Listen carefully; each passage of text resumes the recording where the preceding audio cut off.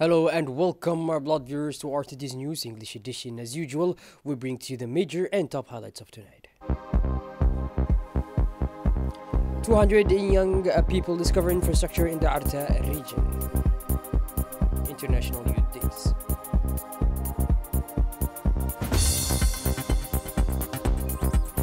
And on the regional scene in Somalia, first voter registration in 56 years in Mogadishu with the president signing off. And on the international scene in the African Free Trade Area, a major step towards a similar prosperous market. Those were our major and top highlights. Welcome back to our newsroom, blog viewers. We begin our news with the Republic of Djibouti, which strongly condemned and expressed its deep denunciation of the statements made by the Israeli Prime Minister regarding what he calls the vision of Greater Israel. This new rhetoric consists a serious provocation and further manifestation of the policy of expansion and disregard for international law and the United Nations Charter. Djibouti affirms that these statements represents a blatant violation of the sovereignty of states, a direct threat to regional security and stability, as well as an attempt to impose a colonial reality contrary to the rules of international order.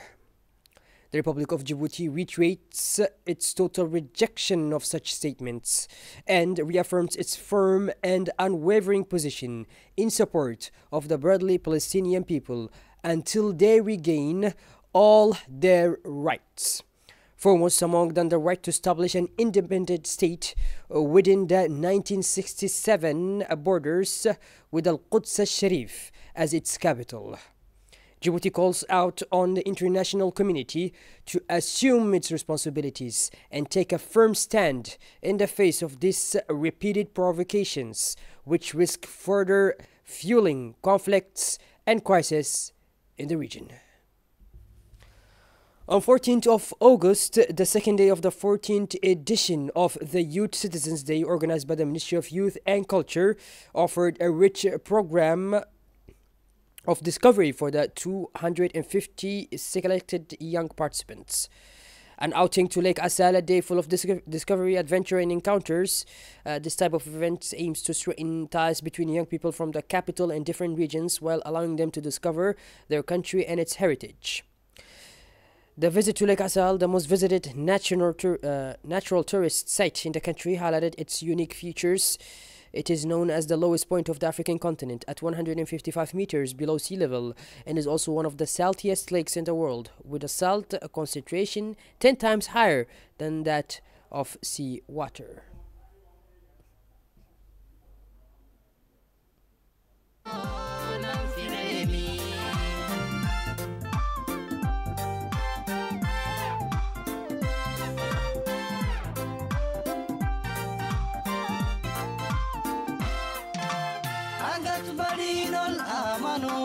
Djibouti tiro agafalo inkitlinane mogolulu ilmi diga barisa agat badinol amano Djibouti tiro agafalo inkitlinane mogol.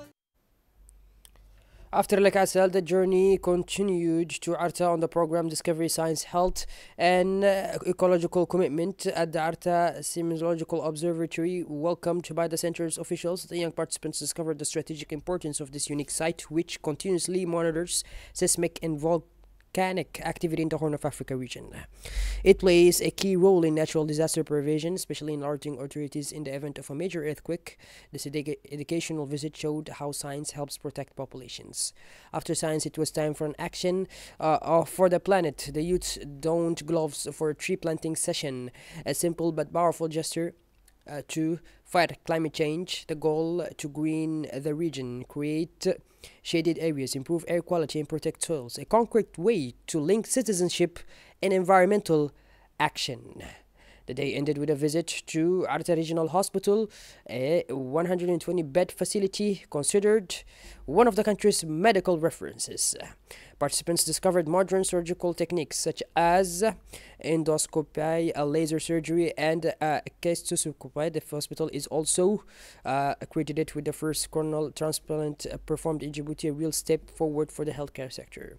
Between science, ecology, and health, the second day gave participants a concrete vision of the country's assets and challenges. Tomorrow will bring new activities focused on sustainable development and culture.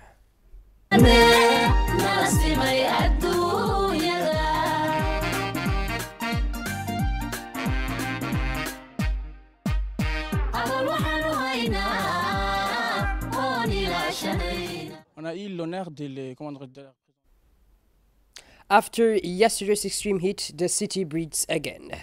Temperatures, although is still high, have slightly dropped, and this relief is welcomed as by a blessing by residents. Just the day before, at the same time, the mercury have climbed to 36.4 Celsius with 42% humidity, a suffocating combination that turned the capital into a real furnace.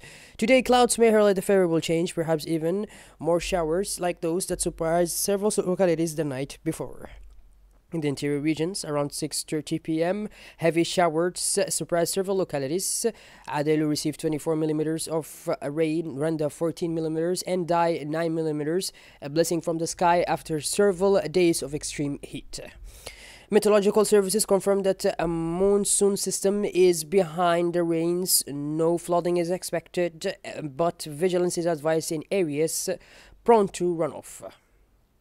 The Tajura Regional Council today welcomed an international autonomy consultant conducted by the International Organization for Migration as part of the feasibility study for the urban and pre-urban gardens project in Tajura city and its surroundings, intended exclusively for women.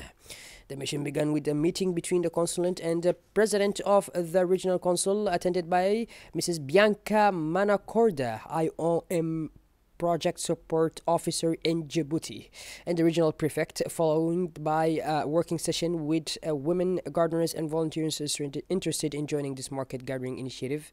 The study aims to identify the needs and expectations of the targeted women, assess available resources, land, water, equipment, and etc., analyze potential economic impacts, evaluate important horticultural products in Tajura, quantities, origins, types, develop a sustainable implementation and management plan with cost estimates.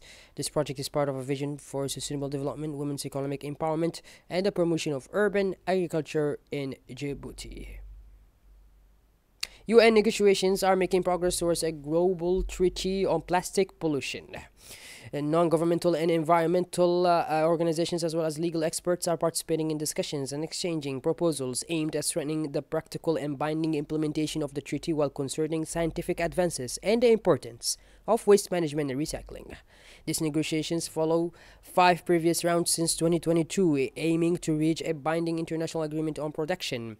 This treaty seeks to develop global waste management policies and to strengthen international cooperation to limit the impacts of plastic pollution, thus protecting the environment and the health of future generations, while illustrating the international community's commitment to a cleaner and more sustainable future. And shifting towards the regional scene now, where the President of the Federal Republic of Somalia, Mr. Hassan Sheikh Mohamud, has registered on the electoral lists. This act marks his participation in the first direct universal suffrage elections the country is preparing to hold in more than half a century. In an address to the population, the Somali president praised the efforts of the National Electoral Commission, highlighting the measures taken to ensure a free, transparent, and inclusive vote, giving every citizen the opportunity to exercise their constitutional right to choose their leaders. Shifting gears towards the international scene now, as the arrival of the Palestinian Prime Minister in Cairo is expected next Sunday. A delegation from the Hamas resistance movement has over the past 2 days discussed with Egyptian mediators a proposal for a comprehensive agreement regarding the Gaza Strip. According to a well-informed Egyptian source on the negotiations, the Hamas delegation expressed strong receivedness yesterday, Wednesday. In this context, sources indicated today, Thursday, that the agreement includes ending the war in exchange for a comprehensive prisoner swap in two phases. And last but not least, Africa is moving religiously towards greater economic through the African Continental Free Trade Area, which came into effect in early 2021, pardon me. This ambitious agreement aims to create the largest single market in the world in terms of member states, bringing together 55 countries, about 1.3 billion people, in a total GDP of 3.4 trillion US dollars. The World Bank has praised the prospects offered by this agreement, forecasting a 7% increase in the country's GDP by 2035. Economists believe this agreement represents a strategic platform to make Africa a global economic power, provided investment in and awareness of trade rules increases. Well, by this, our blood viewers, we finally conclude this edition. Thank you for being with us, and make sure to tune in later for more as usual. Have a great day, and thank you once again.